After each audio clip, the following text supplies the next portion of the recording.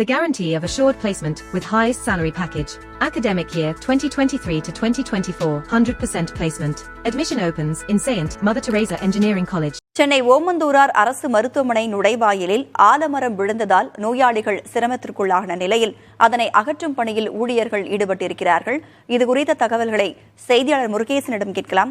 முருகேசன், தற்பொழுது அந்த நுழைவாயில்ல ஆலமரம் விழுந்திருக்கு, அதனை அகற்றும் பணிகள்லாம் எந்த அளவுல நடந்துகிட்டு இருக்கு? மேலும் சிறப்பு மாற்று ஏற்பாடுகள் ஏதாவது நோயாளிகளுக்கு செஞ்சு கொடுத்திருக்கிறாங்களா? மாநகராட்சி தரப்புல இருந்து வேறு வழி ஏதாச்சும் செஞ்சு கொடுத்திருக்கிறாங்களா?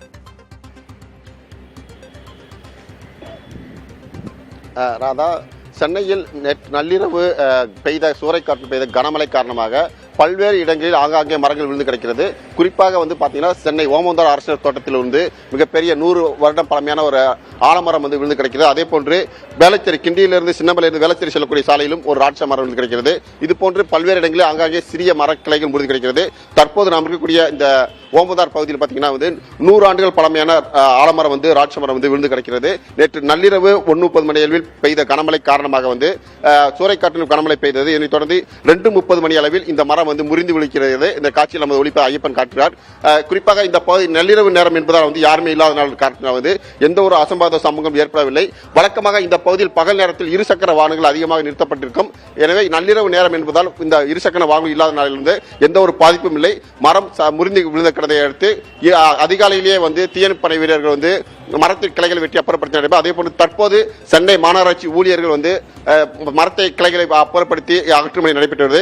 வழக்கமாக இந்த சாலையில் தான் நோயாளிகள் மற்றும் மருத்துவக் கல்லூரிக்கு செல்லக்கூடிய மாணவ மாணவிகள் செல்வது வழக்கம். எனவே மாற்று ஏற்பாடு மரக்கிளைகள் அகற்றும் பணி தற்போது நடைபெற்று வருவதால் இப்பக்கத்தை அருகில் இருக்கக்கூடிய நுழைவாயில் வழியாக அப்புறப்படுத்தி வருகிறார்கள். எனவே தற்போது இங்கு எப்படி மரக்கிளை அகற்றும் நடைபெற்று வருவது, அதே போன்று சின்னமலையில் விழுந்த ராஜசமரம் விழுந்த பகுதியிலும் மரக்கிளைகள் அகற்றும் பணியில் மாநகராட்சி ஊழியர்கள் ஈடுபட்டு வருகிறார்கள். ராதா, இந்த பணி முடிய இன்னும் எவ்வளவு நேரம் ஆகும் அப்படின்னு சொல்லியிருக்கிறாங்க? முழுமையா இயல்பு நிலைக்கு திரும்ப இன்னும் எவ்வளவு காலம் பிடிக்கும்?